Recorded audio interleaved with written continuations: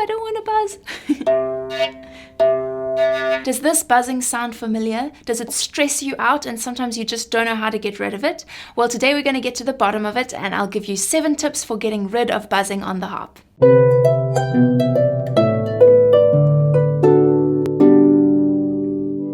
I'm Christy-Lynn from Learning the Harp. Now there are 3 main kinds of buzzing on your harp. Number 1 would be something in the harp is buzzing. Number 2 is something in the room or surroundings is buzzing. And number 3, your fingers are making buzzing sounds on the strings. Now for the first 2, the room and the harp, I've already made a video about that with a harp technician called Liza Jensen. So if you want to watch that video, it's up over there. But today we're going to be talking about buzzing that's caused by your fingers or your fingernails when you're placing or replacing on the strings. Now let's get to the 7 tips.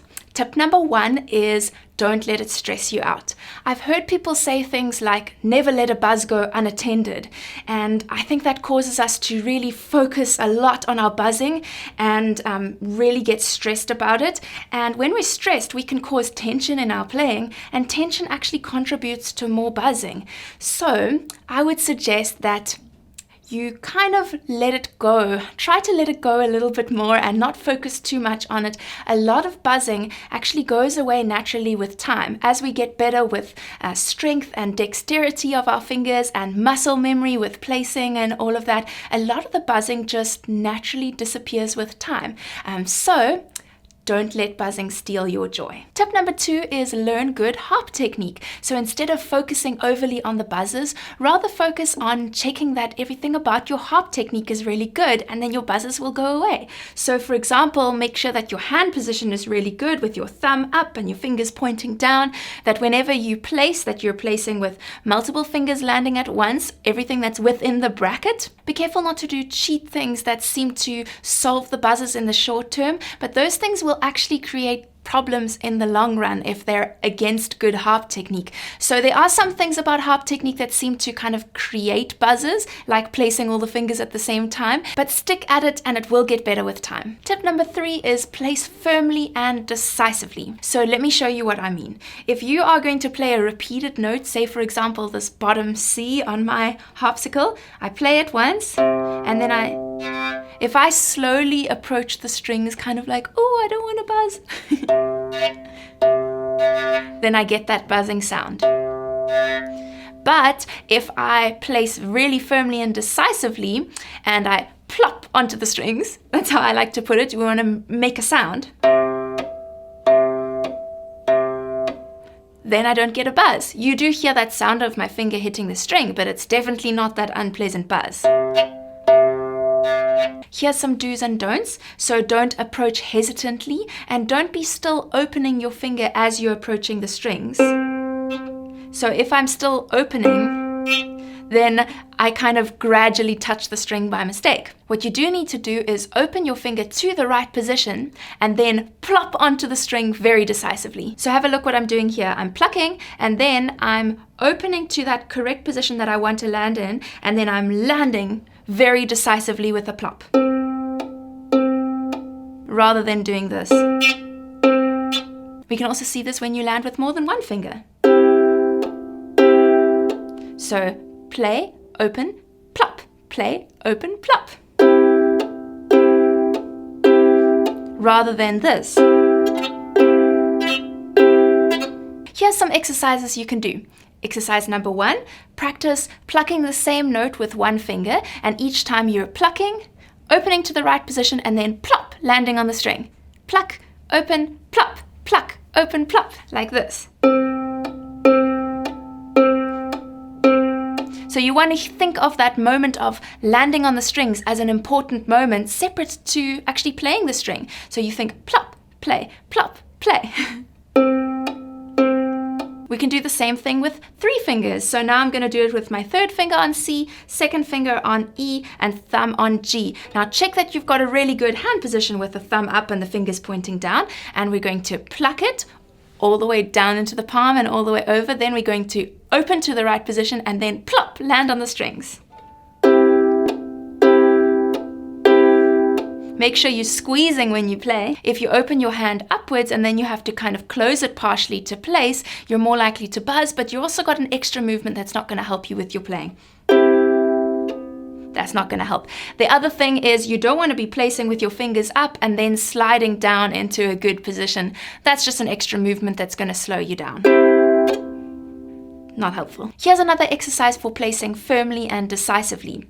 So this is a movement that often causes buzzing when people are going up and then down again, or down and then up again, like this. Or, so let me show you how the buzzing can occur.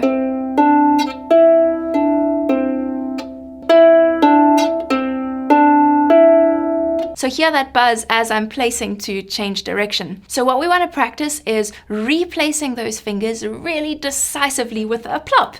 So if we're going up, so you've got your 3, 2, 1 on C, D, E. We play our 3 and our 2. Now we need to place 2 and 3 so that they land together with a plop, nice and decisively. So we can actually practice this on its own. Plop. Plop. And if you hear a buzz like this, then you know you haven't placed decisively enough. And you want to also make sure that you're opening and then landing, rather than gradually approaching the strings as you're opening. See, that's too gradual. Plop. And then you can practice doing that while you go up and then down again. So you will hear that sound of your fingers landing on the strings, but it doesn't necessarily have to be a buzz. We can also do this as we're going down and then up again. So you place again 3, 2, 1 on C, D, E. We're going to play our thumb, our second finger, and then we have to land with the 2 of those simultaneously. This is a little harder. So let's practice just the placing. So you're going to keep your third finger on that C string. You're just going to play 1, 2, plop. 1, 2, plop. And making sure that you're not gradually opening like this. If you gradually open, you may touch it with the back of your nail, for example.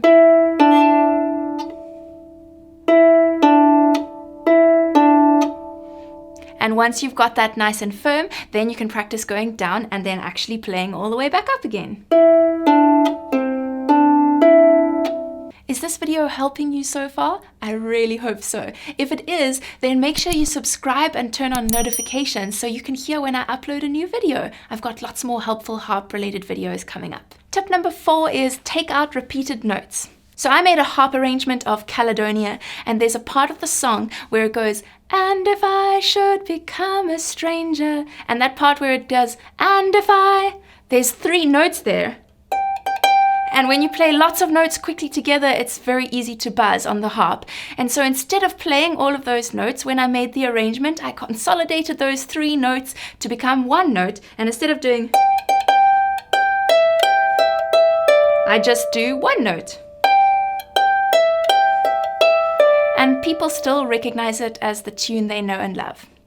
So don't be afraid to take out repeated notes when you're making your own arrangement, or even when you're playing somebody else's arrangement. Sometimes it's just better to take out those extra notes. Tip number 5 is consider changing the fingering. So if you've been doing all of the above, taking out repeated notes, you've been checking your hand position, you've been placing accurately and all of that, and you're still having buzzing, particularly in one part of the piece over and over and over again, you need to consider looking at whether the fingering is maybe not working to your benefit. So I experienced this with a song called The Ash Grove. There's a particular part of the song where I just kept on buzzing. I would sometimes get it right and then sometimes I would buzz, and so eventually I changed that fingering. Here's the part where I always got the buzzing. Do you hear that buzzing on my F string? So what's happening is I'm plucking this F string with my thumb, and then I'm placing my third finger onto the G, and I'm touching the F with the back of my nail. I can get it right sometimes, but not reliably enough. So I realized that if I change the fingering and just disconnect that part, I can reliably get no buzzing.